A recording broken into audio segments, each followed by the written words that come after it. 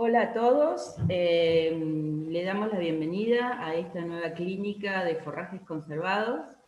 Vamos a estar Luis Romero y yo, ambos somos de INTA Rafaela, y bueno, vamos a conversar un poco sobre la importancia de los forrajes conservados en la lechería, cómo hacer un buen forraje conservado. Y bueno, la dinámica de esta exposición va a ser, nosotros vamos a charlar, primero va a comenzar Luis, y ustedes van a ver que les van a aparecer preguntas online, que para nosotros es muy importante que las contesten, porque en función de ellas nosotros vamos a ir orientando nuestra presentación. Una vez terminadas las dos presentaciones, vamos a dar un tiempo para responder preguntas por chat. También sería bueno que podamos ver las caras de ustedes y que nos pregunten en voz alta para que se parezca que sea más presencial. Y luego va a aparecer un link donde hay una encuesta, que es el concurso de forrajes conservados, que siempre ustedes se respondía en forma presencial. Para que ustedes la respondan, van a tener 30 minutos, entre 15 y 20 minutos para responderla, y después, bueno, vamos a seleccionar las mejores 5 encuestas y van a recibir premios. Así que los dejo con Luis y bienvenidos. Bueno, buenas tardes a todos y a todas. Gracias por estar ahí. Estamos, digamos, un año que tenemos las cosas diferentes, en el cual no podemos estar presentes todos viéndonos la cara, pero de alguna forma, digamos, vamos a hacer que el tema de los forrajes conservados lo podamos, digamos, de alguna forma discutir entre todos y analizar como digamos, un elemento importante que hace, digamos, a nuestra lechería. De alguna manera, digamos, tal vez el título es un poco pretencioso, pero de alguna manera, digamos, uno piensa, digamos, de alguna forma que es, digamos,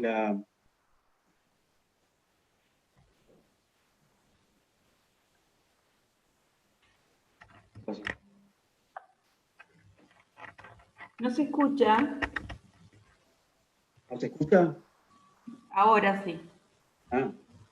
Bueno, la cuestión, digamos, es el tema de que consideramos de alguna manera, viéndolo un poco, haciendo referencia al tema que era la lechería esencial, uno puede pensar actualmente que los forrajes conservados en general son también un elemento esencial dentro de lo que es la producción lechera, dentro de lo que es la alimentación, un poco, digamos, de la producción lechera.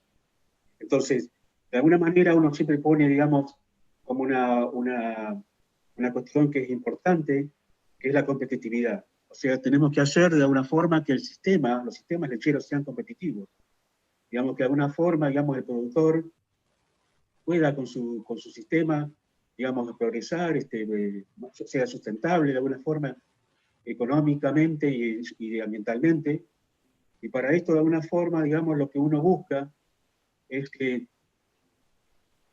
independientemente, digamos, cuando uno habla de los sistemas productivos, ya sea que sean sistemas, digamos, pastoriles, en el cual, digamos, los animales van a buscar el pasto directamente al campo, y tienen como suplementos, digamos, puede ser concentrados, y los forrajes conservados también, no es que sea un sistema pastoril exclusivamente, digamos, a pasto, sino que estamos hablando de un sistema mixto en el cual los animales no solamente cosechan directamente el pasto, sino que hay una cierta cantidad, digamos, dentro de su dieta, que son los forrajes conservados.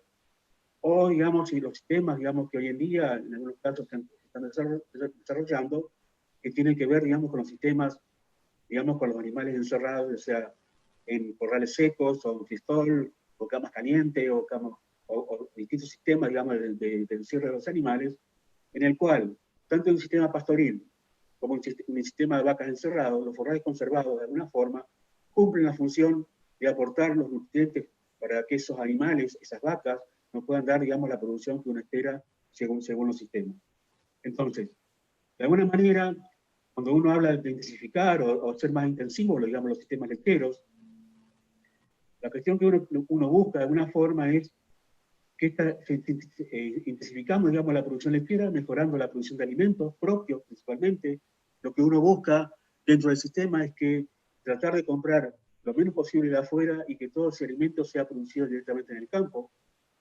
O sea que uno busca, desde el punto de vista de la genética, de la aplicación de tecnología, aumentar la producción de alimentos que están en el campo, armando, digamos, secuencias de cultivo que me permitan dar la mayor cantidad de biomasa posible en ese lugar, mejorando la calidad de la materia seca. O sea, no solamente me interesa que se aumente la producción de forraje, con lo cual yo puedo aumentar la carga, sino que a su vez ese forraje que yo produzco en el campo tiene una mejor calidad, con lo cual si uno toma estos dos puntos como asociados de alguna manera, uno encuentra que uno aumenta la carga, y cuando yo mejoro la calidad no solo aumento la carga, sino que también mejoro la respuesta animal. O sea que tengo más carga, y si la calidad de ese alimento es buena y lo utilizo de forma adecuada, también voy a aumentar la producción individual de esos animales. En tercer lugar, uno tiene que ser eficiente en la utilización, o sea, tratar de que esos alimentos que yo produzco en el campo lo utilicemos eficientemente, logrando, digamos, el máximo aprovechamiento, y a su vez, que todo ese forraje utilizado, el animal lo convierta en forma también eficiente en leche, en este caso. Entonces, eso sería, digamos, nuestros objetivos primordiales que hacen inicialmente, desde el punto de vista de la alimentación, en un sistema lechero. Por lo menos de esa forma lo vemos nosotros. Entonces, cuando uno, digamos, vemos especialmente a veces los sistemas pastoriles, vemos que tenemos, digamos, de alguna forma esta curva de producción, que tiene una estacionalidad. O sea, tenemos momentos en que hay mucha producción y hay momentos en el cual, digamos, la productividad de estas pasturas cae. Y es variable tanto en las distintas épocas del año en función, digamos, de qué pastura estamos utilizando. O sea, si es alfalfa, si son pasturas de alfalfa o son pasturas de otro. Mónica, taparía lo que se ve en la pantalla. Tienen que parar de hablar, largamos la pregunta y ellos responder. Ah, bueno, dale.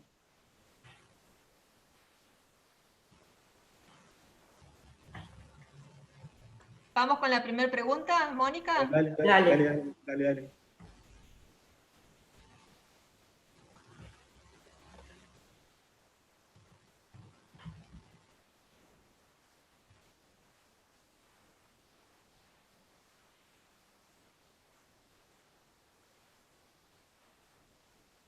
Ahí pueden ir respondiendo, les aparece en la pantalla la pregunta, si pueden ir respondiendo.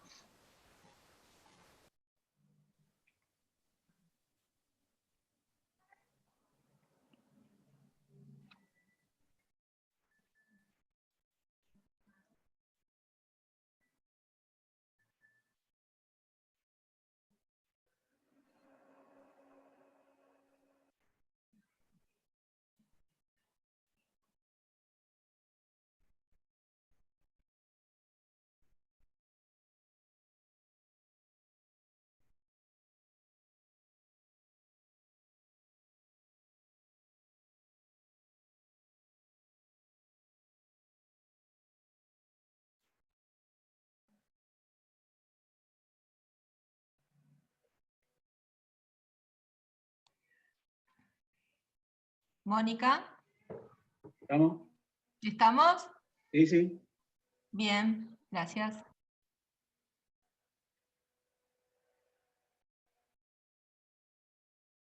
Si querés que envíe otra pregunta o continúas, Luis. Yo continúo ahora. Bien, gracias.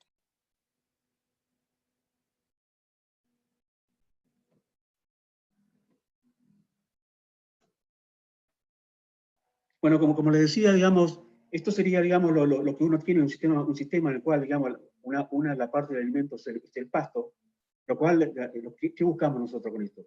Cuando uno tiene una producción de leche, en el cual, digamos, que queremos una producción estable a través del tiempo, o mantener esa carga, digamos, estable a través de todo el año, tenemos que buscar la forma de cubrir estos déficits de forraje que hay en los meses, digamos, de otoño-invierno principalmente.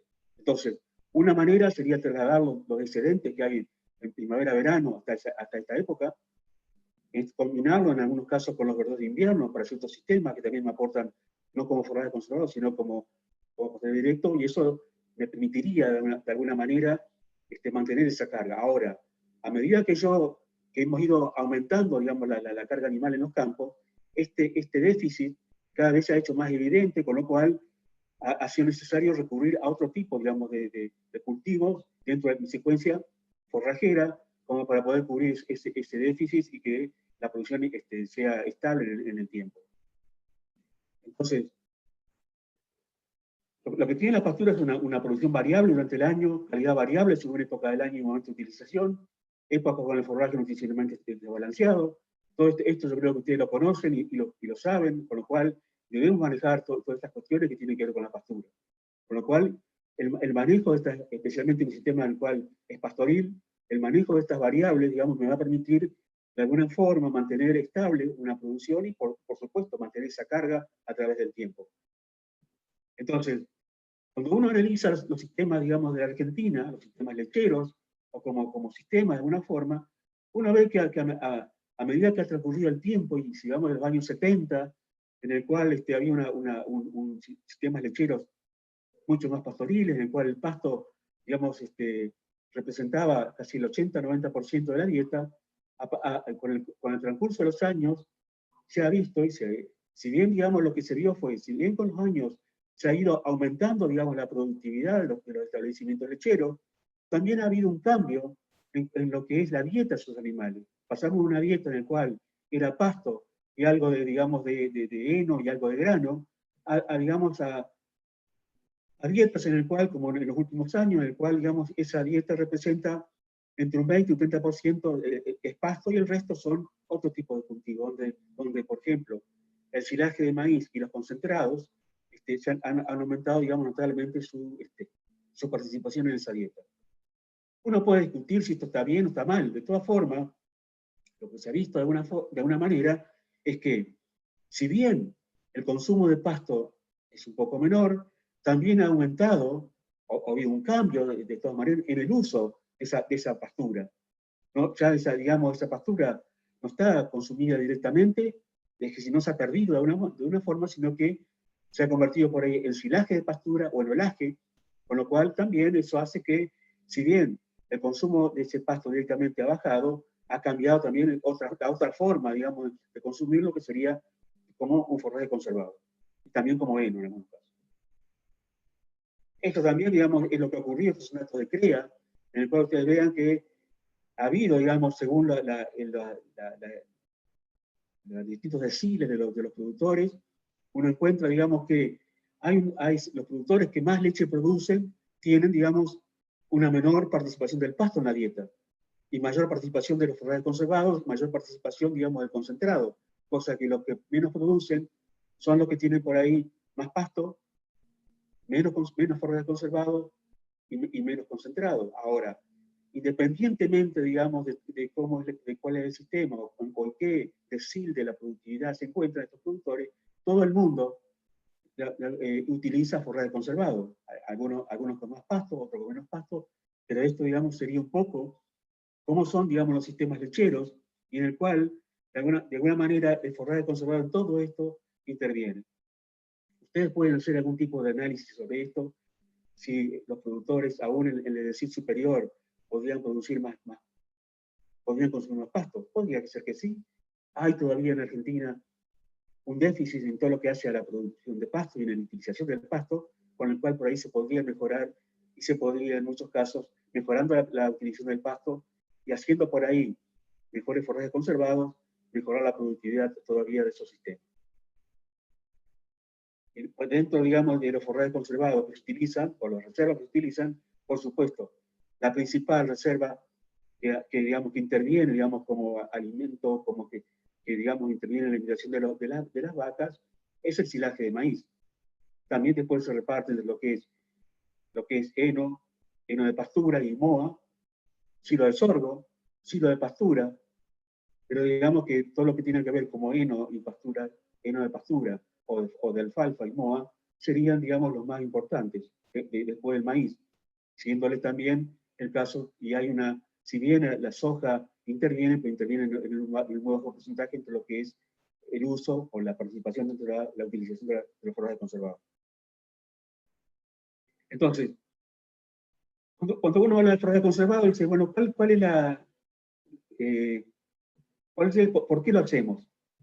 De alguna manera, el hecho de que se haya aumentado la carga dentro, digamos, de los sistemas, ha estado un poco de la mano, por un lado, posiblemente de la mejor utilización de la pastura, que todavía falta mejorar, pero también al aumento en lo que es la utilización o la mejora en lo que es la producción de forraje conservado, que me ha permitido mantener la carga, mantener esa carga, aumentar y mantener esa carga a través del tiempo.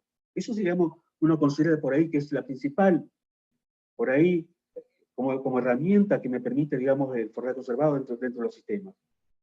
El otro, y que actualmente podemos decir que hoy esto toma, digamos, una mayor importancia dentro de la alimentación de los animales, es mejorar los desequilibrios nutricionales, o sea, el aporte que hace cada uno, digamos, según el alimento que yo tengo, digamos, conservado, digamos, mejorar la dieta. Por ejemplo, el maíz, en un caso, me aporta energía, y por ejemplo, un silaje de alfalfa me aporta, por ejemplo, proteína, y eso me permite de mejorar nutricionalmente esa dieta. Luis, discúlpame, tendrías que ver lo que contestaron los chicos en las preguntas. A ver si coincide con esto. Sí, la mayoría contestó que era para aumentar la carga o para mantener la carga. Eso fue la principal, digamos, lo que más contestaron. La segunda estuvo en mejorar los desequilibrios nutricionales, y algo estuvo en la parte de, tal vez en menor escala, digamos, lo que es como una alternativa alimenticia ante contingencias climáticas. Y acá yo quiero hacer digamos,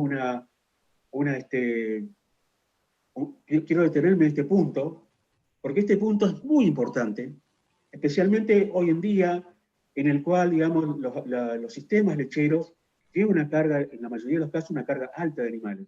O sea, tienen muchas vacas por ahí en ordeñe. No solamente que debemos considerar las vacas en ordeñe, sino también las otras categorías que pueden estar en el campo, como pueden ser la vaca seca, todo lo que la recría de los animales de reemplazo. Con lo cual, no solamente tenemos que pensar muchas veces en que estamos produciendo para un año, y que yo, digamos, hice digamos, una planificación y consideré que mi demanda es de tanta cantidad, digamos, de forrajes conservados, sino que uno debe tener presente siempre que en mi región, en mi área, ocurren siempre contingencias climáticas, ya sea por un déficit de lluvia, como por ejemplo está ocurriendo este año, o por periodos en el cual, o momentos en el cual hay una grandes lluvias, con lo cual en cualquiera de las dos situaciones, ya sea mucha lluvia o poca lluvia, todo lo que tenga que ver con la producción de forraje se ve resentida, especialmente todo lo que tenga que ver con pastura. Con lo cual, muchas veces, uno, si no tuvo en mente, digamos, estas cuestiones que tienen que ver que pueden ocurrir estos eventos en el cual yo tengo una mayor demanda de forraje, especialmente forraje conservado, si yo no lo tuve en cuenta esto y aparecen estos eventos, me pueden traer problemas. Con lo cual, por ahí, eso hace que yo tenga que salir a comprar. Entonces, si yo tengo que salir a comprar, normalmente compro caro y compro de mala calidad. Por lo tanto, hoy en día, digamos, con las cargas, uno cuando planifica este factor que tiene que ver como un reaseguro ante contingencias climáticas, tiene que estar siempre presente cuando uno planifica. Uno debe planificar para tener más de un año. Uno dice, bueno, yo planifico por un año, no, debo planificar por lo menos que me dure hasta, por ejemplo, marzo, abril del año siguiente, lo que yo digamos, que yo produzco este año. Esto sería un poco lo que uno debería hacer. También, por supuesto, dentro de lo que es los sistemas de aprovechamiento de pastura, el hecho de que yo haga forraje conservado me permite mejorar el manejo de esa pastura o la utilización de esas praderas, debido a que todos los excedentes de que yo pueda tener en primavera, verano, los puedo conservar, ya sea como silaje o, por ejemplo, de alfalfa o como heno, y de esa forma yo incremento por ahí con buen manejo y ya reservo para el invierno, por ejemplo, esa pastura que tengo como excedentes en lo que es primavera-verano para ser trasladada, por ejemplo, para el invierno, otoño-invierno.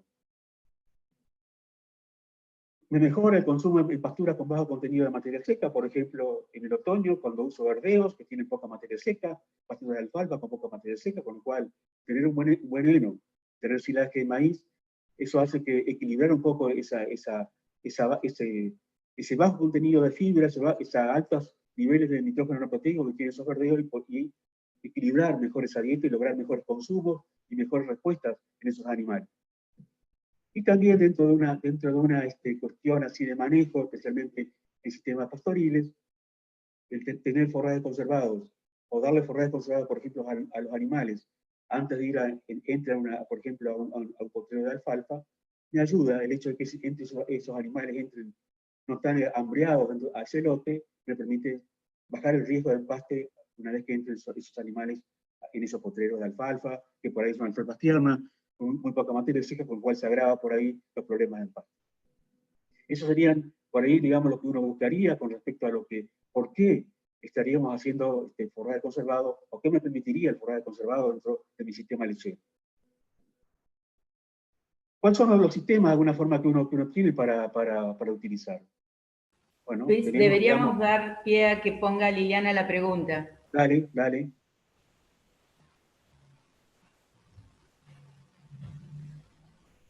Va la pregunta número 2.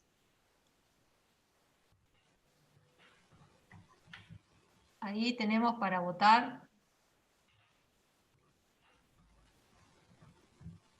Perfecto, Lili. Dale. Ahí se animó uno.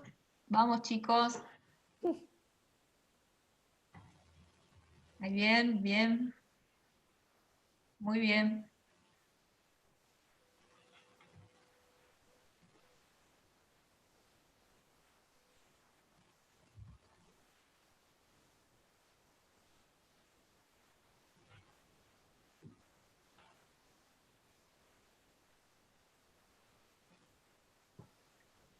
Bien, ya votó el 71%. Muy bien, ya se va a terminar en un ratito.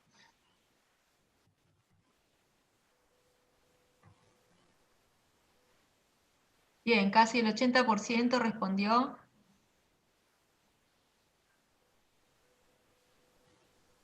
¿Finalizamos, Mónica? Dale, sí, finalizamos. Ahí compartimos el resultado.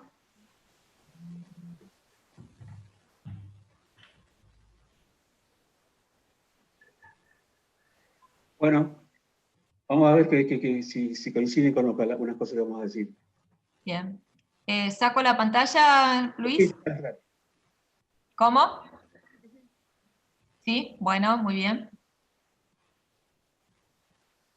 Nosotros tenemos los sistemas, por general lo podemos dividir por una conservación física, en el cual, digamos, como producto de esta conservación física tenemos el heno, es decir, como técnica sería la nidificación, en el cual, de alguna manera, se basa un sistema de conservación realizado por los agentes climáticos. O sea, que acá, de alguna forma, lo que uno busca es, por acción, digamos, del clima, sea temperatura, la luz, el sol, el aire, el viento, hacer bajar rápidamente la humedad de ese forraje. Entonces, hacer bajar, digamos, esa humedad, que normalmente, por ejemplo, en una alfalfa es de 80%, bajarla al 20%. Eso sería el objetivo que se tendría en este sistema.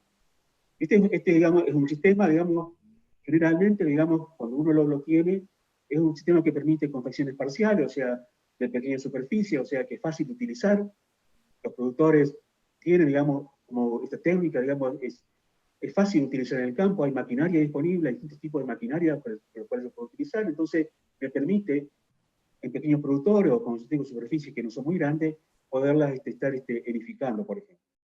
También es una cuestión porque como un elemento que puede ser interesante, es que se puede comercializar o trasladar fácilmente entre establecimientos, en el caso que sea necesario, o bien cuando existen excedentes de producción. O sea que también en este caso hoy en día, uno podría pensar que cuando estamos edificando, no solo lo pensemos, y ustedes piénsenlo de esta manera, no solamente como algo que yo lo hago para consumir en el campo, en mi propio establecimiento, esto para darle otro marco, digamos, a lo que es este sistema, sino lo pueden armar también como un negocio dentro de mi sistema. Si yo tengo superficie por ahí que la puedo sacar fuera de lo que es el sistema lechero, y poderme destinar, según las zonas, a producir heno para ser comercializado. Hoy existe un mercado interno, también existe un mercado externo que demanda por ahí heno de alfalfa, por ejemplo, de muy buena calidad. Y esto uno lo puede tener en mente como un negocio que por ahí puede aportar a todo el sistema. Viéndolo de esa manera, usted cuando trabaje en obtener esto, también lo puede analizar si por ahí, esto no puede ser por ahí una entrada de dinero para ciertos productores. Lo que sí, digamos, es una cuestión que es importante, es que este sistema es dependiente de las condiciones geográficas, o sea, de las condiciones climáticas principalmente. Si yo no tengo, si yo tengo una primavera-verano que llueve mucho, que tiene baja heliofanía relativa, que hay poco sol, que el ambiente es muy húmedo, posiblemente este sistema no sea el más recomendable en esas condiciones. Porque depende, para que yo logre secar rápidamente y logre un forraje de muy buena calidad, el clima tiene un impacto muy importante dentro de lo que es la calidad que yo pueda lograr con este sistema, digamos, de conservación. ¿Y cómo lo conservo? ¿De qué manera? Bueno, tengo los rollos, que son por ahí más comunes, los fardos prismáticos chicos, de 22 kilos, o los fardos gigantes, que hoy día, digamos, se han empezado, digamos, más a difundir, especialmente como un sistema para aquellos productores que se dedican especialmente a la producción digamos, de heno. Es mucho más fácil el transporte y la comercialización de los fardos gigantes por ahí que lo que tiene que ver con los rollos. Después podemos discutir, si ustedes quieren esto, por qué es así. Entonces, uno dice, el cultivo alto para nidificar tiene que tener buena producción de forraje, un rápido secado, diríamos que en 2 o 3 días debería estar seco, con ese 20% de humedad para ser cosechado y almacenado, que la cantidad y calidad coincida a la época del año en el cual estos factores, digamos, que tienen que ver con la temperatura, con el sol, con la insolación, con el largo del día, coincida con la época también, la cantidad y calidad coincida con esos días. Por ejemplo, la alfalfa, tengan en cuenta que la alfalfa, por ejemplo, las mayores tasas de producción las tiene, por ejemplo, en los meses de noviembre, diciembre, enero, y eso coincide también con esas condiciones adecuadas o muy buenas también para el secado de ese forraje en poco tiempo. Y por supuesto que tenga un buen valor nutritivo. Y esto de alguna forma, la alfalfa lo reúne de alguna forma a esta condición. Por supuesto Luis, que hay otras especies podríamos que... poner la otra pregunta. Bueno, dale. Liliana, ¿podés subirla? ¿Vamos con la 3? Sí. Bueno, ahí vamos.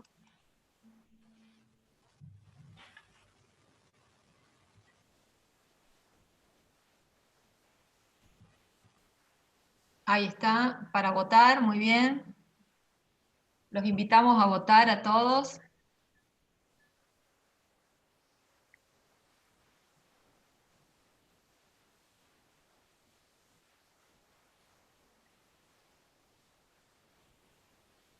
Bien, tenemos el 62% que contestó.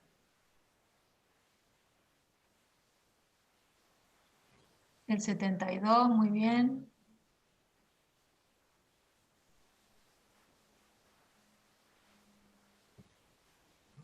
Muy bien, el 75% y sigue subiendo.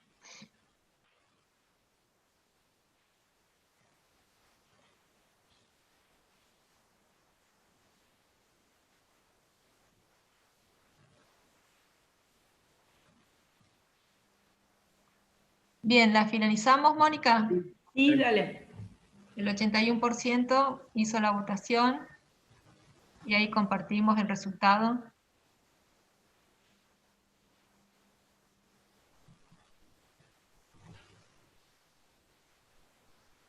A ver, voy a hacer una aclaración con esto que contestaron. El 91% estuvo muy atento, porque todos contestaron que, digamos, que coincide con esa época en la cual tiene que haber alta insolación, temperaturas altas, baja humedad relativa, buenas condiciones climáticas. O sea que eso de alguna forma se da en los meses de primavera-verano. Hay un 9% que contestó que se puede dar todo el año. En realidad no se da todo el año. Es decir, tengo los meses de otoño, especialmente los meses ya tirando al final del otoño, o sea, los meses abril, mayo, junio, yo ya no tengo condiciones tan buenas. Si bien ustedes me van a decir, no, pero yo conozco un productor que hizo heno en esa época. Sí, por ahí se puede dar. No es que todo tiene, esto es biología, no todo no es matemático, pero de todas maneras no son las condiciones adecuadas como para que yo logre por ahí un buen heno, especialmente un heno de alfalfa, que es lo que puedo tener disponible en esa época. Entonces, tanto los días son más cortos, hay menos temperaturas, hay menos radiación, y eso me alarga por ahí el hecho, digamos, el tiempo de secado. Y también los otoños, por ejemplo, en muchas zonas son mucho más lluviosos, con lo cual también eso agrava también mucho más la pérdida de calidad que puede, o también la pérdida por ahí de todo el volumen que yo corté, de toda la pastura que yo corté, porque no la pude levantar porque se llovió mucho, se pudrió y la perdí. O sea, Luis, sí en uno puede el chat pensar alguien que está preguntando si existe otro forraje, además de la alfalfa, con características ideales para ensilar. para edificar. Sí, existen estamos, uno, digamos, por ahí pone foco de una manera en lo que es alfalfa. Ya le voy a mostrar lo que podemos ver. Vamos, esperen un ratito. Entonces, la conservación química. Sería, ¿qué es la conservación química? Que sería lo otro que sería lo contrario a lo que es el heno. Se basa, digamos, en una conservación en la ausencia de oxígeno. Se produce, digamos, una fermentación láctica realizada por microorganismos, generalmente son bacterias lácticas, que producen, digamos, la transformación de los azúcares en ácido láctico, y eso es lo que hace bajar el pH, y yo necesito bajar, por ejemplo, un pH alrededor de 4. Eso sería un valor general, podemos decir, no es el único valor, en el cual, digamos, uno considera que cuando uno logra un pH alrededor de 4, uno está logrando una muy buena fermentación desde el punto de vista, digamos, de la producción de ácido láctico, y que se han dado las condiciones, de alguna manera, de que se produzca, digamos, una buena fermentación. En este caso estamos hablando de un forraje, como ven acá, que está húmedo. No es como el heno, que yo intento sacar toda la humedad. En este caso estamos hablando de un forraje que tiene humedad, que puede tener entre un 70 a un 60% de humedad. Con lo cual, esa humedad es lo que me permite, es la humedad. Y después, el tamaño de picado que tenga ese forraje, es lo que me permite lograr una buena compactación, que ese forraje se compacte, yo pueda sacar el oxígeno, no me queda oxígeno en esa masa que yo estoy ensilando, y se logren, digamos, que deje de respirar y empiecen, digamos, a desarrollarse estas bacterias que producen ácido láctico, que son las que me van a conservar por largo tiempo ese forraje. Entonces, esa es un poco, digamos, un poco la diferencia. El heno, yo trato que no fermente, que no haya ningún tipo de actividad microbiana, y en el caso de un silaje o conservación química, lo que yo busco es un forraje que tiene un determinado contenido de humedad, lograr una conservación a través de una fermentación. Luis, podríamos poner la cuarta pregunta, que está Vale. relacionada con ensilajes. A ver qué opinan los chicos.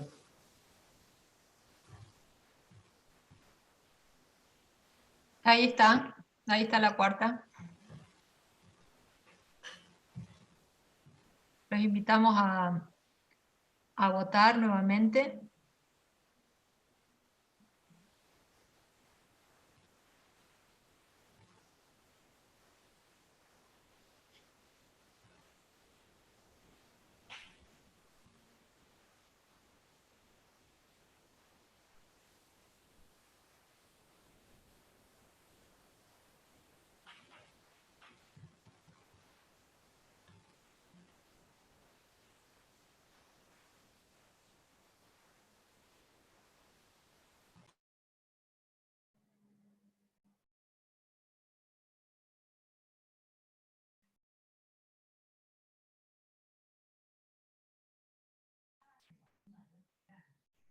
Sí, ya opinó más o menos el 70%. Dale, Liliana, cortá. ¿La cortamos? Sí. Bueno, gracias a todos. Acá están los resultados. Bueno, hay un 89% que estuvo, digamos, acertado. Bien acertado, digamos, el hecho, digamos, que contestó que el ácido láctico es la fermentación de los azúcares, es lo que produce, digamos, que lo que hace que se conserve bien ese forraje. Hay un 6% que dijo que la conservación es promovida por las bacterias que producen ácido acético. Si bien las bacterias de ácido acético tienen cierta participación, inicialmente, a ver, cuando el forraje yo lo llevo, lo empiezo a embolsar o lo empiezo a meter en la bolsa, lo empiezo a compactar, sí, las primeras bacterias que actúan son las bacterias que producen ácido acético. Pero, digamos, su participación es de muy corto tiempo, es lo que me hacen bajar por ahí el pH que tiene el forraje, un valor de alrededor de entre 6 y 7, lo hacen bajar por ahí cercano a 5, 5,5. Pero tiene que ser muy corto, porque si no, si hay una actividad muy prolongada de las actividades que tiene de las bacterias que producen ácido acético, lo que yo voy a tener es un forraje con mucho olor a vinagre por ahí, muy avinagrado, lo cual no sería lo más adecuado, porque las bacterias que producen ácido acético no son muy eficientes, y eso me provocan, digamos, un consumo por ahí excesivo de energía, me hace bajar la calidad por ahí del forraje. También ustedes por ahí me van a decir, no, pero hay también otro momento en que las bacterias que producen ácido acético tienen una participación, que sería al momento de la apertura. Actualmente, digamos, por ejemplo, hay ciertos inoculantes que tienen una determinada cepa, digamos, o determinado género de especie, digamos, de bacterias lácticas, que son, digamos, el Lactobacillus buchneri. Este Lactobacillus buchneri es lo que permitiría, digamos, al final, una vez que yo abro el silo, actuarían estas bacterias al momento de la apertura y producirían un poco de ácido acético. Este ácido acético a la apertura de ese silo provocaría, digamos, que ese alimento, ese forraje, tuviera una estabilidad aeróbica mayor. O sea, que se calentaría o se deterioraría más lentamente.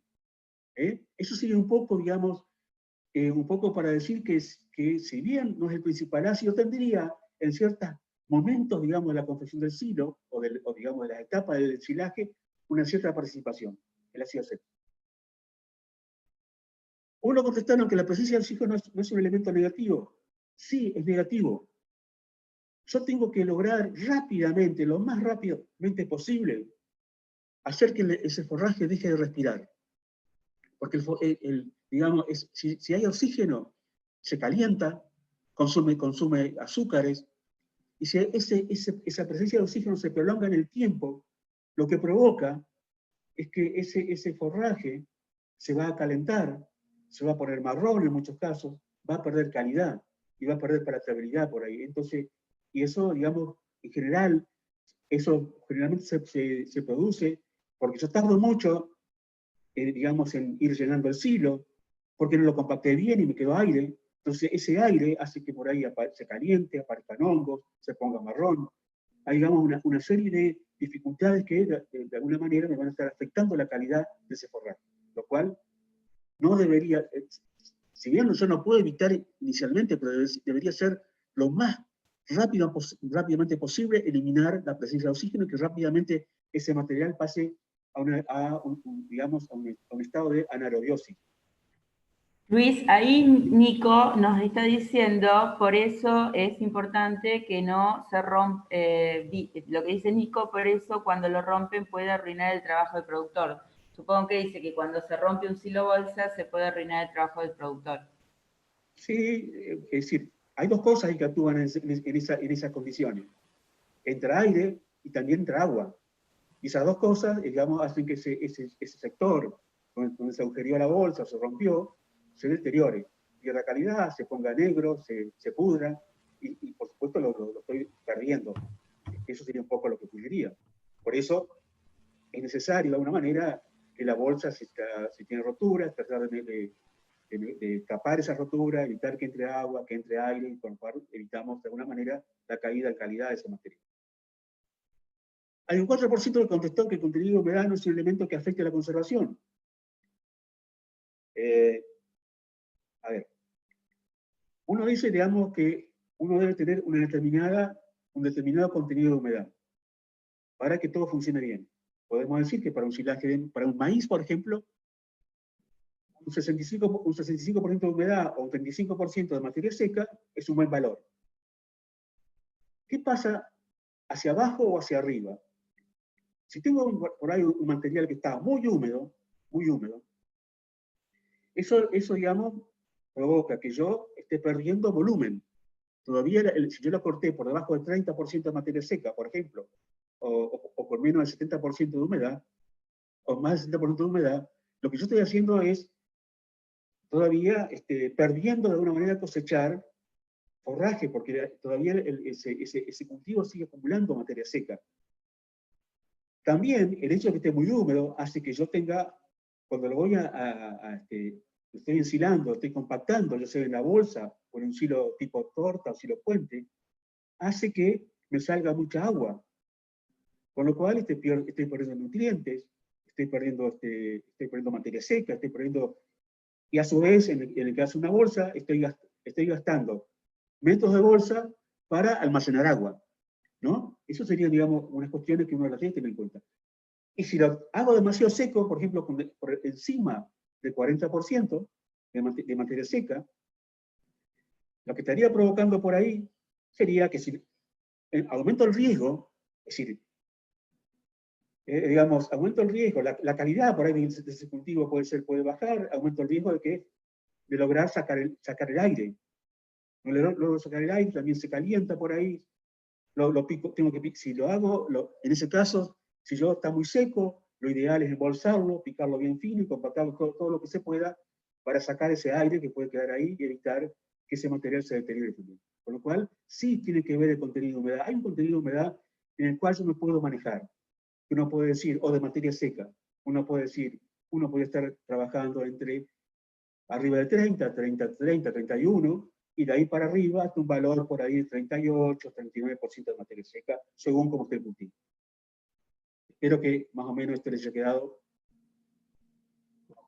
como explicación, digamos.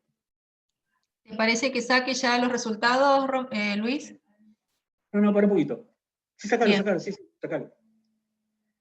Bueno, y acá, digamos, dentro de la conservación física tenemos lo que es sin picar, si bien esto por ahí ha cambiado en la actualidad, que es lo que se llama enolaje empaquetado o enolaje embolsado, o sea, hacer, digamos, un silo con enrolladora, hacer un rollo húmedo para darle un valor que queda envuelto o que se puede embolsar, con lo cual yo puedo tener rollo o puedo tener los fardos prismáticos. Luis, habría que poner la pregunta de enolaje. Para que termine con esto. Bueno, ponela. Ah, bueno.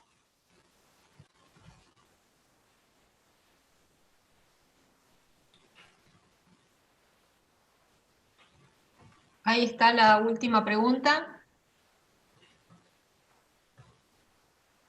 Todos los que quieran votar ya pueden hacerlo.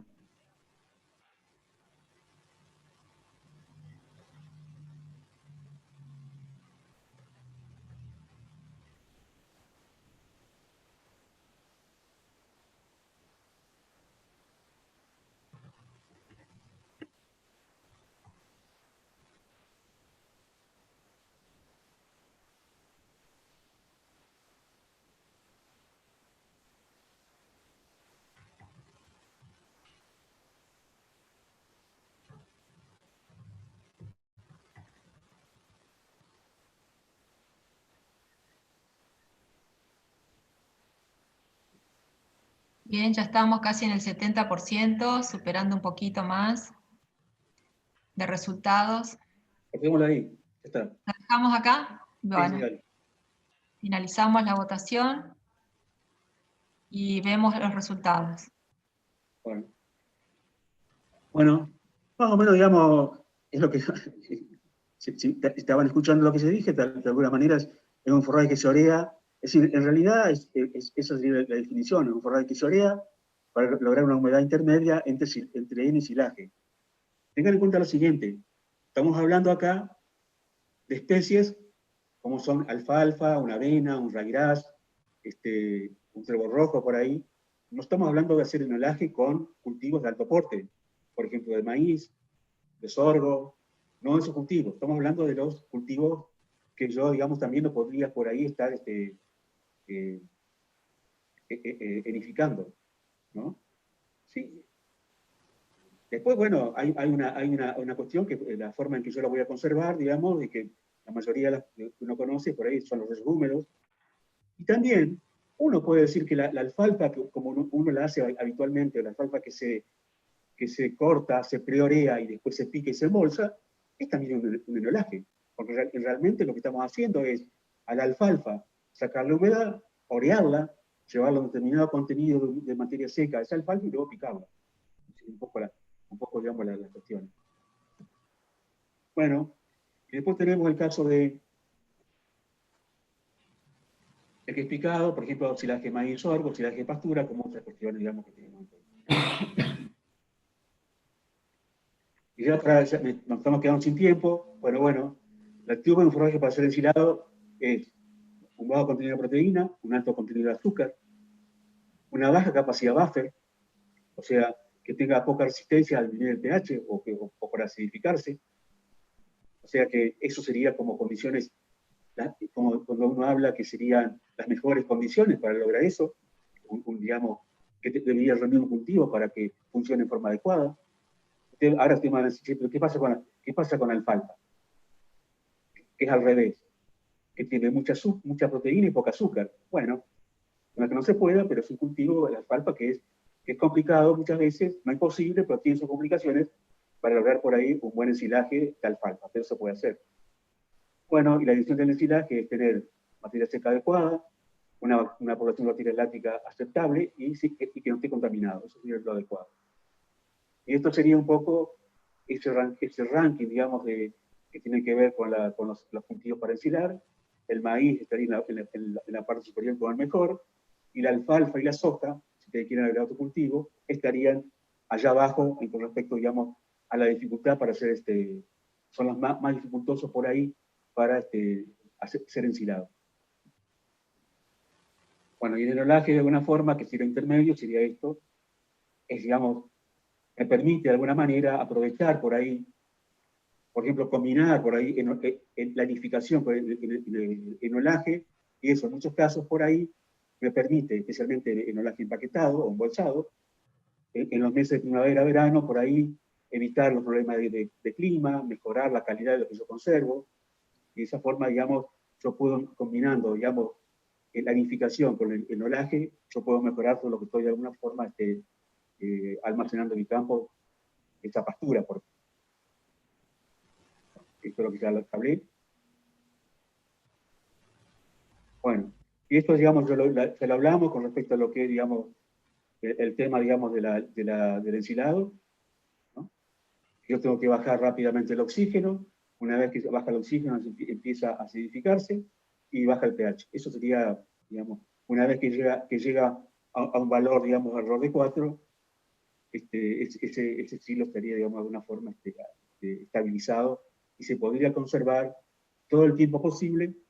Y en el caso de la bolsa, digamos, el tiempo que yo lo puedo guardar ese silaje depende mucho del cuidado de la bolsa y de la calidad que tenga esa bolsa. Eso hace que, digamos, uno dice, ¿la bolsa cuánto dura? Es decir, un año y medio, hasta 2, por ahí sin problemas, según la calidad. Y esto, digamos, si yo comparo el ensilaje tiene mayor pérdida por fermentación, cosa que el heno es menor, pero el heno tiene mayores pérdidas de campo, especialmente en el caso de alfalfa de hoja, y tiene menos pérdidas el ensilaje tiene mucho menos pérdida de campo, especialmente no se cae la hoja, en el caso de alfalfa, por ejemplo. Y esto sería lo que ustedes dijeron antes, cuál sería, digamos, por qué uno u otro, o las condiciones meteorológicas, el silaje es menos dependiente del clima, por lo tanto, digamos, si yo tengo un clima que es muy, muy complicado, el silaje es una herramienta a usar. La especie, hay especies que andan, digamos, únicamente para heno, por ejemplo, como heno y silaje, como el alfalfa, o el maíz sorgo, que es únicamente para ensilar. Yo no lo pondría, digamos, dentro de la especie que se puede verificar. La máquina disponible y las pérdidas de valor nutritivo. por supuesto, en el caso del silaje o el olelaje, por ahí son menores las pérdidas, y por supuesto el sistema de producción. Estas serían algunas cuestiones por las cuales yo elegiría uno u otro. El sistema de producción tiene que ver un poco a veces que el silaje, por ejemplo, en vez de hacer heno de alfalfa, o el silaje me permite, digamos, o el silaje en sí, total, es más fácil de utilizar porque yo lo puedo sacar, lo puedo poner en un mixer, lo puedo mezclar y tener un mejor uso de ese alimento.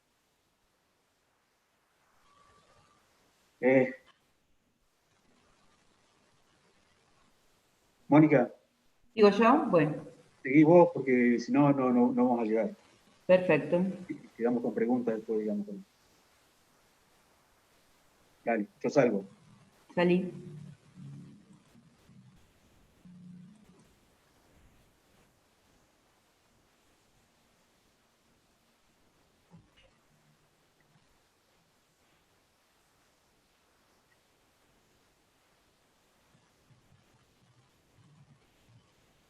Bueno, ahora vamos a hablar un poquito del valor de los forrajes conservados. Como dijo Luis, hacer un forraje conservado realmente es algo costoso y realmente el forraje conservado se tiene que hacer muy bien porque si realmente no lo hacemos correctamente, no solamente vamos a tener muchas pérdidas de calidad de ese forraje en el campo y cuando se suministra. Para hacer un diagnóstico de calidad de los forrajes conservados, esperen que tengo apagada la cámara y no me ven. Bueno, para hacer un diagnóstico de los forrajes conservados podemos hacer análisis químicos, análisis biológicos y análisis organolépticos. Esperen un minutito. Ahora te vemos, Mónica. ¿Me ven? Perfecto. Ay, espera que se me... Ay, no. Análisis químicos, análisis biológicos y análisis organolépticos. A veces uno no le da mucha importancia a lo que son los análisis organolépticos, pero realmente a veces los análisis organolépticos, así a simple vista, nos pueden orientar de cuál es la calidad de nuestro forraje. Dentro de los análisis que nosotros hacemos, hay parámetros que están relacionados al procesamiento que se utilizó en la conservación del forraje. Por ejemplo, como dijo Luis, la materia seca.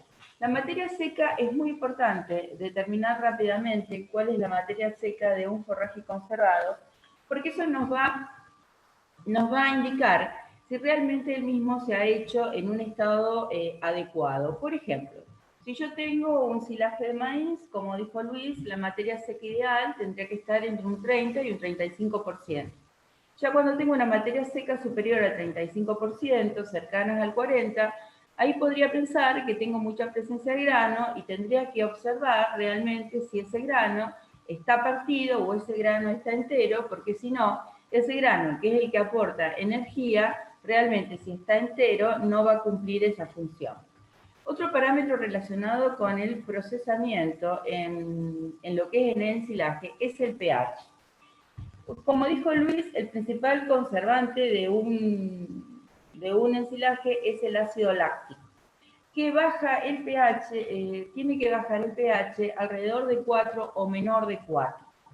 Generalmente ese es el valor óptimo para cualquier silo de gramínea, particularmente gramínea, silo de maíz, silo de sorgo, y en el caso de un silaje de leguminosa podríamos hablar de valores ligeramente superiores a 4, 4,2 hasta 4,5, sobre todo si la materia seca es alta.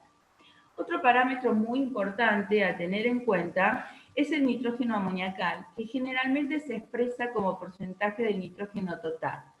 Esto va a estar relacionado con todo el proceso de anaerobiosis, de proteólisis, que se produce al comienzo del ensilaje, particularmente cuando no se eliminó rápidamente el oxígeno. Se dice que un silaje va a estar bien hecho cuando tiene menos de un 5% de nitrógeno amoniacal como nitrógeno total. Está hecho en forma correcta cuando tiene entre 5 y 10, entre 10 y 15 es regular, y cuando tiene más de 15% de nitrógeno amoniacal como porcentaje del nitrógeno total, podemos decir que la fermentación de ese silaje ha sido muy pobre. Otro parámetro que se tiene en cuenta es el nitrógeno insoluble en detergente ácido o NIDA, que está asociado también con la presencia de oxígeno una elevación de la temperatura en el silo que hace que parte de las proteínas, el grupo carbonilo de los hidratos de carbono con el grupo amino de las proteínas, formen un compuesto que es totalmente indigestible. Sobre todo esto hay que tener mucho cuidado en los silos de leguminosas, como por ejemplo un silo de alfalfa, un silo de soja, que se van a utilizar como fuente de proteína. Ver si realmente nosotros no hemos dañado la proteína que tiene ese material por habernos equivocado en la fermentación. Y realmente ese parámetro, para ser bueno, no tendría que ser superior a un 10%. En NIDA, como porcentaje de nitrógeno total, no tendría que superar el 10%. Otro parámetro también que se tiene en cuenta es el nitrógeno insoluble en detergente neutro, que se valora más o menos en forma similar que el NIDA. Ustedes tienen que tener en cuenta, cuando interpretan análisis de laboratorio, las unidades. Porque, por ejemplo, en el caso de NIDA, puede ser que esté expresado como NIDA, que está expresado como NIDA como porcentaje de nitrógeno total, que esté expresado como PIDA, como proteína insoluble en detergente ácido. Entonces siempre hay que tener muy en cuenta cómo está expresado para después comparar con los valores que son normales. Otro dato que hay que tener muy en cuenta es el ácido láctico. El ácido láctico es el ácido que tiene que predominar en el silo. Y normalmente tiene que ser alrededor de, tenemos que tener un 3% de ácido láctico para cada 100 gramos de materia seca. Eso nos estaría indicando que la concentración de ácido láctico es la adecuada para bajar ese silo a un pH adecuado y que se mantenga estable a lo largo del tiempo. Otra cosa que también tenemos que tener en cuenta, que está muy relacionado con el procesamiento, es la presencia de hongos y micotoxinas. Generalmente, los cultivos ya están contaminados con hongos en el campo y los hongos, de acuerdo cuando se someten a situaciones de estrés, pueden producir metabolitos secundarios que se denominan micotoxinas. Las micotoxinas más conocidas, por ejemplo, es el caso de aflatoxina. Generalmente un hongo necesita oxígeno para su desarrollo. Entonces, ¿cómo nosotros podemos tener micotoxinas en un hongo? Y bueno, ¿cómo podemos tener micotoxinas en un hongo? Ya la podemos haber levantado en la planta porque sufrió un momento de estrés. Pero, por ejemplo, si nosotros incorporamos mucha tierra en el silo o además no logramos una correcta anaerobiosis, que bajamos rápidamente el oxígeno, y entonces ese oxígeno remanente que queda por un corto periodo de tiempo no logra matar el hongo y lo somete a una situación de estrés, ese hongo puede desarrollar micotoxina. Después podemos hablar de los parámetros relacionados con la composición química, que son los básicos, que son la proteína, la fibra neutra, la fibra ácida, la lignina, el porcentaje de cenizas, el porcentaje de extracto etéreo. A veces el hacer análisis de laboratorios es bastante costoso, ahora está muy de moda todo lo que son los análisis realizados por infrarrojos cercanos, por equipos NIRS. En el país hay muchos equipos NIRS, hay muchos de empresas privadas que vienen con calibraciones de muchísimos parámetros. Eso es bastante costoso porque realmente para calibrar estos equipos uno tiene que hacerlo con química tradicional y, bueno, salen costosos. Y si lo mandamos a un laboratorio privado para hacer química tradicional, también es costoso. Entonces nosotros a veces tendríamos que elegir qué análisis realizar. Por ejemplo, si yo tengo un silo de maíz, que el silo de maíz como un silo de sorgo son alimentos que aportan energía, tendría que hacer algún par de análisis que me permitan determinar cuánta energía aporta ese silo. Ahora, en el caso, si yo tengo un silo de alfalfa o un silo de soja, tendría que ver cuál es la proteína que me está aportando ese silo de alfalfa, ese silo de soja, y ver si esa proteína no está dañada por calor. Otro parámetro que bastante hay que tener en cuenta en el caso de los silos es la presencia de cenizas.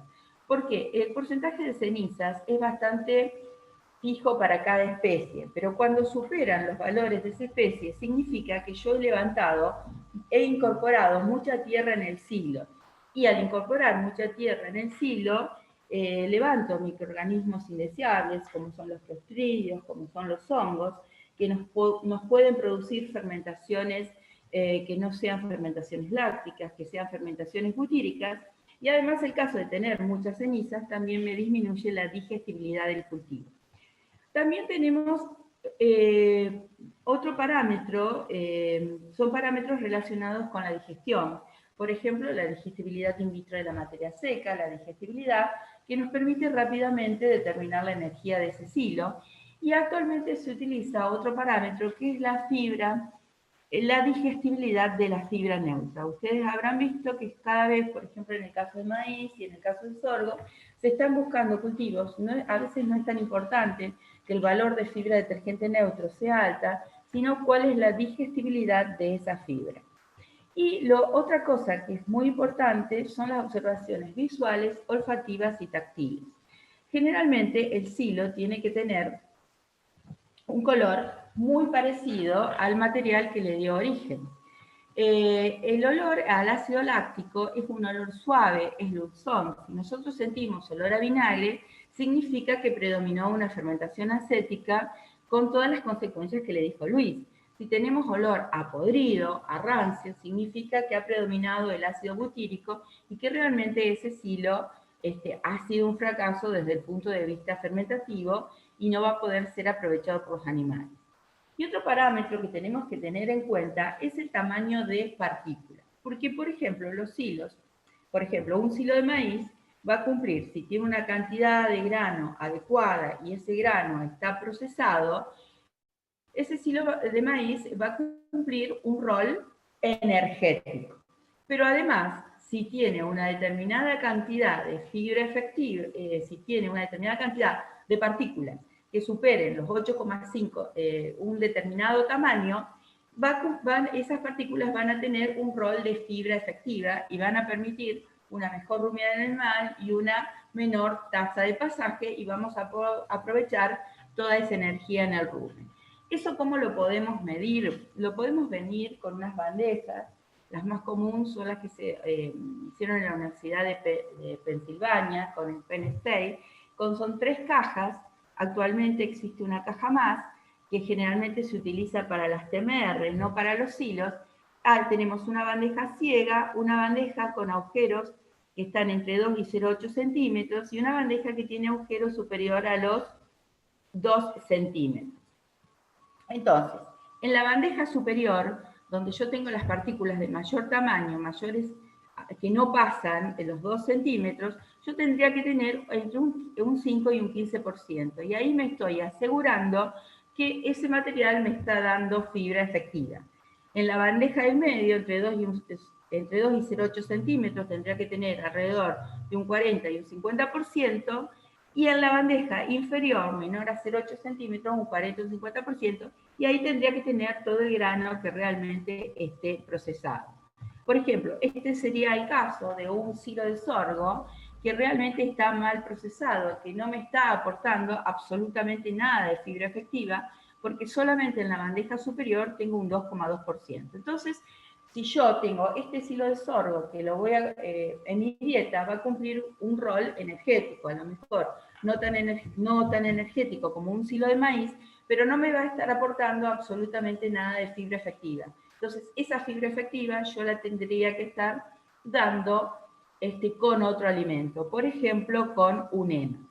Bueno, un poco la idea de esto, y después si quieren hacerme preguntas, es que ustedes tengan idea que es muy importante hacer los forrajes conservados de calidad y realizar análisis de forrajes conservados.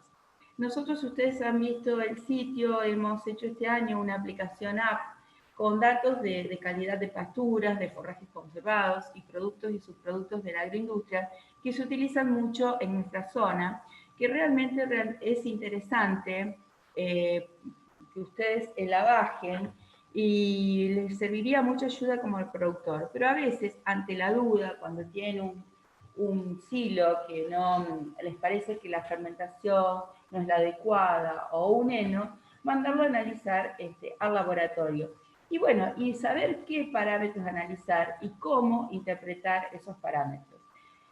Por ejemplo, si yo tengo 2 silos de maíz que me dan el mismo valor energético, pero yo visualmente en uno veo que el grano está más molido y en otro el grano está entero, Obviamente que me va a dar el mismo valor energético, porque en el laboratorio para hacer el análisis, eso yo lo muelo.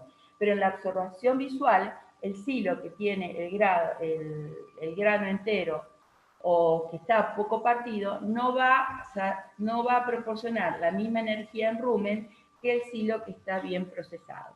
Bueno, un poco esto es redondeando el tema de análisis de laboratorio, y si quieren ahora podemos, nos pueden hacer algunas preguntas por chat. Nos estarían quedando más o menos 10 minutos para responder preguntas, y antes de que cierre esto, Liliana les va a pasar un link con una serie de preguntas, 14 preguntas que son multiple choice, para responder sobre teoría de forrajes conservados, y le van a aparecer características fermentativas, características organoeléctricas y características físico-químicas de 3 silajes de maíz, y un poquito teniendo en cuenta también el tamaño de partícula, para que ustedes consideren de esos 3 silos cuál de ellos sería el mejor. Bueno, los dejo y vamos a ver Mónica, si hay alguna pregunta sobre el tema. Mónica, Sí. a mí me quedó esa pregunta que hicieron con respecto a qué otra especie, aparte de la alfalfa, podemos usar para avena. Perfecto. Sí. Bueno, calculo que ustedes lo saben, la otra especie más común es la moa. Es un cultivo que en muy poco tiempo nos da un valor, nos da un volumen de forraje en el verano, porque en 50 días, desde la siembra, 55 días, está en condiciones de ser cortada y edificada. Por supuesto que la calidad de la moa es una gramínea tropical, lo cual o de subtropical, con lo cual, digamos, la calidad no es la alfalfa, pero igualmente cumple una función dentro del sistema, como aporte de fibra, como alimento para vacas en preparto, porque tiene poco calcio. Es decir, digamos, es una de las que uno a veces en la secuencia forrajera coloca la moa para hacer, porque en corto tiempo tengo 5 o 6 mil kilos de materia seca, si lo hago bien, de volumen acumulado. También puedo usar la avena, puedo usar trigo, al estado, por ejemplo, de grano pastoso, grano lechoso, por ahí, según como si yo lo hice para eso o no. Y puedo usar algunas otras especies, como pueden ser pasturas en base a trébol rojo, o alguna otra pastura que tenga, según la zona, digamos, de cada zona, por ahí uno va a tener alguna especie, por ejemplo, que la voy a poder utilizar para ser edificada, ¿no? Eso sería alguna cuestión. Pero hay varias. La cuestión acá es buscar la vuelta, el momento de corte, para que tenga volumen y calidad, o bueno, depende, digamos, lo que uno busque, si busca calidad de volumen o volumen únicamente, buscará el momento más adecuado para hacer la cosecha de ese material. La moa, digamos, dentro de los cultivos para nidificar, funciona muy bien. Hay que tener cierto cuidado en el secado para que, digamos, no le quede humedad, porque hay un problema. La moa, si ustedes le dejan humedad o no cuidan, digamos, el tema del porcentaje, el contenido de humedad, es probable que por ahí se le prenda fuego, con lo cual pierde todo. ¿Y dónde está, digamos, el secreto a veces de la moa? Uno por ahí va a ver la hoja seca y el entrenudo también seco del tallo, pero no se fija por ahí en lo que es el nudo. Y el nudo por ahí demora en secarse, el que más mantiene la humedad, y eso, cuando yo lo unifico y lo dejo almacenado, eso me aporta humedad al medio, se puede calentar, y según como esté esa humedad, puede llegar en algún momento a ponerse todo marrón, o, de última, prenderse fuego, y ahí olvídense. Se quedaron sin nada, no hay forma de apagarlo. Luis, otra pregunta que dice, ¿cuánto tiempo tarda un silaje de maíz en estabilizarse para ser consumido? Podemos, a ver, si lo vemos en la teoría, cuál sería, digamos, podemos hacer una diferencia si está embolsado o está en un silo común, tipo puente, torta, bunker, pisado con el tractor. Uno podría decir que en la bolsa, por ejemplo, 21 días, más o menos. Si uno quiere esperar y decir, bueno, ahí se estabilizó, sería el tiempo, 20, 21 días, 22 días, si hicimos todo bien.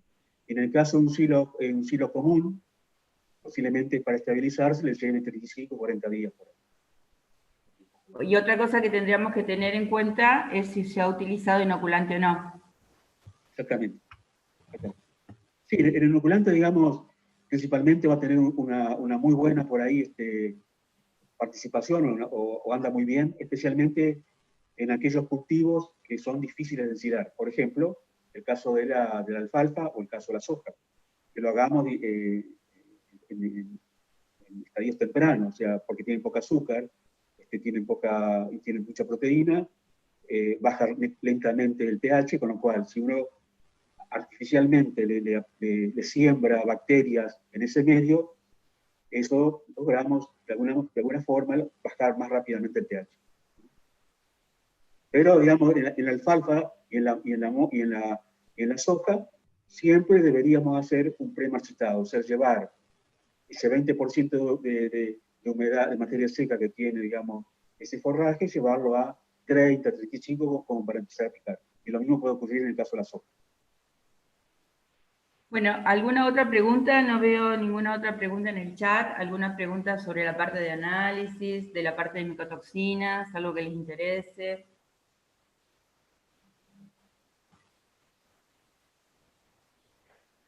Acuérdense de algo que es importante.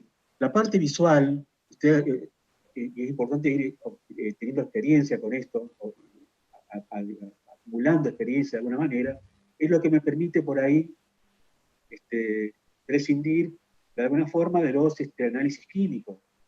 Si yo voy viendo y voy comparando lo que es, por ejemplo, un silaje, lo que es el color, lo que es el olor, y ver un poco cuestiones de la cantidad de granos, si el grano está entero, si el grano está molido, eso en definitiva me da una idea de la calidad que tiene ese silage. Eso ve, digamos, de cuántas respuestas yo puedo esperar de los animales con ese silaje, o con ese heno. Si yo el heno lo veo color marrón, si lo veo por ahí con hongos, veo,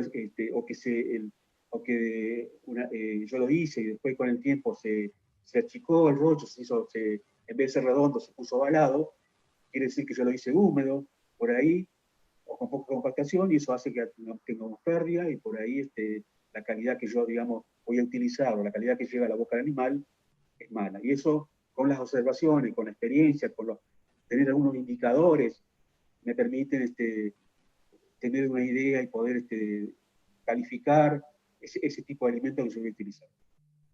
Por ejemplo, si ustedes sienten olor, así un olor atabacado, ese olor atabacado es típico de que hubo un aumento de la temperatura y obviamente ahí hubo un daño de las proteínas y va a haber parte de proteína que si bien en un análisis de proteínas yo la evalúo, pero no van a estar disponibles por el animal. Y para saber si no están disponibles por el animal, lo que tendría que hacer es el NIDA, que es la fracción de proteína que no va a estar disponible por el animal, que se aloja en la fibra ácida. Pero ya ese olor atabacado me está indicando que hubo un aumento de temperatura. Sí, también, digamos, a ver, algunas veces, por ejemplo, en algunos rollos, por ejemplo, de gramínea, en el caso de la moa, que yo lo hice hoy, voy a 2 o 3 días después, van a empezar a oler como a caramelo. Yo cuando hacen caramelo, parece un postre, más o menos, se empieza a sentir un olor como caramelizado, que son los azúcares que se van calentando, y eso le da ese olor.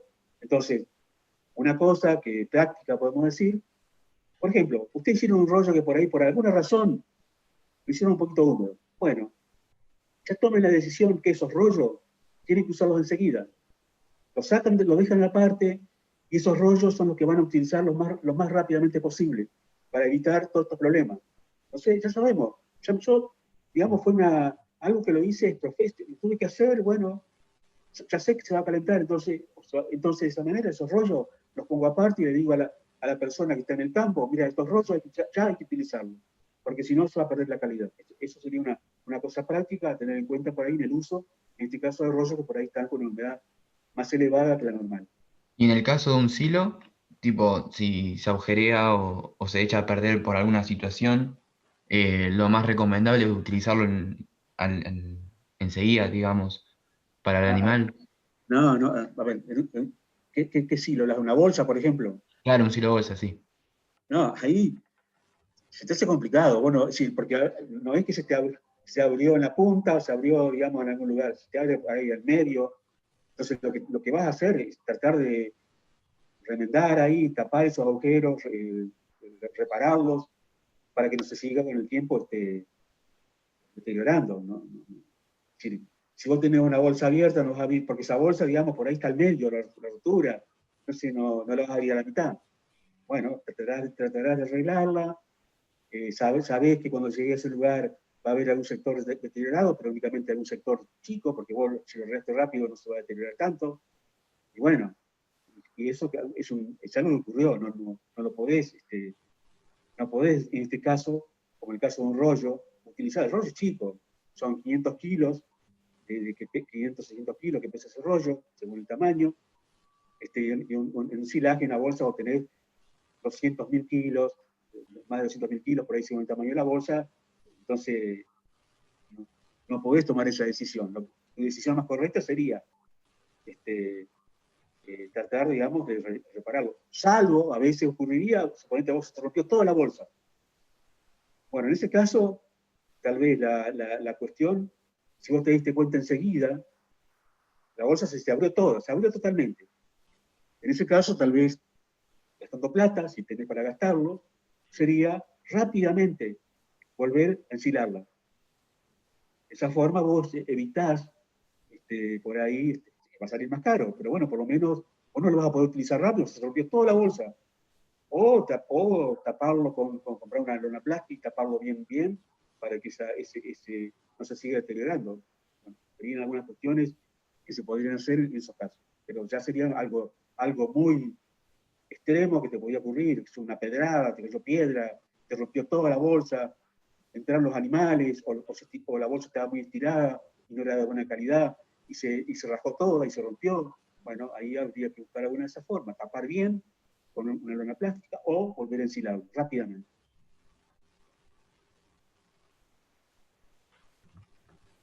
Bueno, si no tienen alguna otra pregunta, le decimos a Liliana que suba el formulario para que ustedes respondan y nos encontramos en el cierre para ver quiénes son los ganadores o las ganadoras.